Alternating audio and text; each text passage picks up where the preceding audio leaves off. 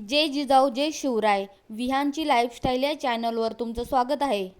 आज आपण बनवणार आहेत झणझणीत आणि चविष्ट बटाट्याची भाजी, जी पोळी भाकरी भातासोबत खूपच छान लागते. मी इथे छोट्या साईजचे 4 बटाटे साल काढून त्याचे बारीक तुकडे करून घेतले आहेत.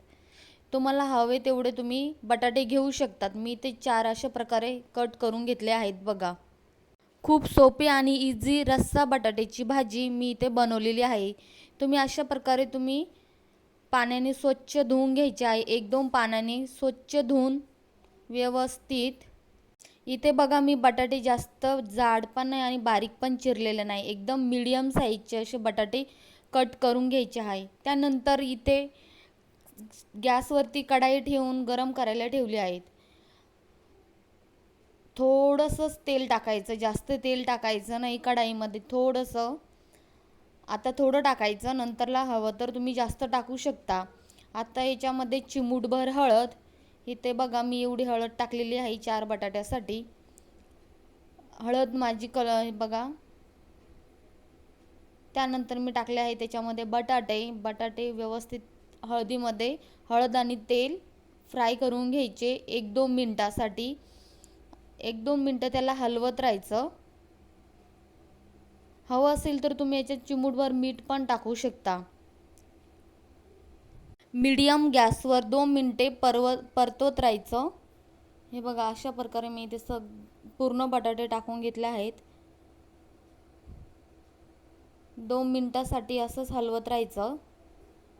त्याच्यानंतर मी इथे पुन्हा ते बटाटे काढल्यानंतर 1-2 चम्मच तेल टाकले आहेत आणि आलं लसूणची पेस्ट घ्यायची थोडीशी आणि थोडंसं शेंगदाण्याचं बारीक कूट घ्यायचं. हे बघा अशा प्रकारे मी इथे हळद तेलमध्ये कलसून घेतलेले बटाटे बाजूला साईडला काढून घेतले आहे. त्याच्यानंतर थोडीशीच हळद घ्यायची. आपण ऑलरेडी हळद घेतलेली आहे. माझ्याकडनं इथे जास्त झाली आहे त्याच्यामुळे मी काढून घेते आहे थोडीशी. ऑलरेडी आपण बटाटे कलसायला हळद घेतली होती त्यामुळे इथे थोडीशीच हळद घ्यायची. हे बघा थोडी घेतली मी इथे, माझ्याकडनं जास्त पडली होती. त्याच्यानंतर घ्यायचं धनेपूड, धने पावडर नंतर मी घेतलेलं आहे इथे बघा 2 चम्मच धने पावडर घ्यायचं आहे. तुम्हाला जेवढा रस्सा बनवायचा हे माझ्याकडनं बरोबर 4 बटाट्याला क्वांटिटी घेतली आहे. तो गरम मसाला, हा मिरचीचं तिखट आहे आपला घरचं घरगुती.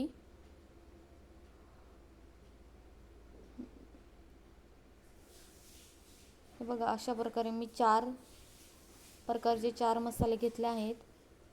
त्याच्यानंतर माझं इकडं गरम तेल झालेलं आहे कढाईमध्ये. हे बघा याच्यामध्ये मी टाकणार आहे आलं लसूणचं पेस्ट. ही खूपच सोपी आणि झटपट बनणारी रेसिपी आहे. याला काहीच नाही लागत, फक्त आलं लसूणचं पेस्ट, आपलं घरगुती जे मसाले असतील ते. हे बघा आलं लसूणची पेस्ट झालेली आहे माझी कलसून. त्याच्यानंतर मी टाकले आहेत मसाले व्यवस्थित तेलामध्ये फ्राय करायचे, कलसून घ्यायचे. हे बघा अशा प्रकारे. त्याच्यानंतर मी टाकणार आहे ते शेंगदाण्याचं कूट बारीक केलेलं ते मिक्सरमध्ये आणि थोडंसं खोबऱ्याचं कीस टाकलेला होता. इथे स्टीलची कढाई असल्यामुळे हे बघा लगेच तेल सुटलंय बघा. व्यवस्थित शेंगदाण्याचं कूट आणि खोबऱ्याचं कूट व्यवस्थित मिक्स झाल्यानंतर हे बघा अशा प्रकारे व्यवस्थित तेल सुटेपर्यंत त्याला हलवत राहायचं. त्याच्यानंतर मी इथे टाकणार आहे लगेच बटाटे. तुम्हाला हवं असेल तर तुम्ही सुकी भाजी पण बनवू शकता. हे बघा अशा प्रकारे पूर्ण मी हलवून घेतल्यानंतर हे बघा इथे सुकी भाजी आपली तयार आहे. मला सुकी न करता मला थोडासा रस्सा करायचा आहे. त्याच्यामुळे मी इथे थोडंसं पाणी घालणार आहे. तुम्हाला हवं तेवढं तुम्ही पाणी घालू शकता. नसेल तर तुम्ही याला सुकी भाजी टिफिनला पण बनवू शकता. हे बघा असं. आता त्याच्यानंतर मीठ टाकलेलं आहे, चवीनुसार मीठ टाकायचं. व्यवस्थित मिक्स करून घेतल्यानंतर तुम्ही याच्यात कोथिंबीर घालू शकता. माझ्याकडे कोथिंबीर नसल्यामुळे मी टाकली नाही. हे बघा, थोडंसं पाणी टाकायचं. मी थोडासा रस्सा पाहिजे म्हणून थोडंसंच पाणी टाकलेलं आहे. तुम्हाला हवं तेवढं तुम्ही पाणी घालू शकता किंवा मग सुकी भाजी पण ठेवू शकता तुम्ही. तुम्हाला ही सोपी आणि इझी रेसिपी कशी वाटली कमेंटमध्ये नक्की सांगा. हे बघा, आपली आलूची भाजी तयार आहे.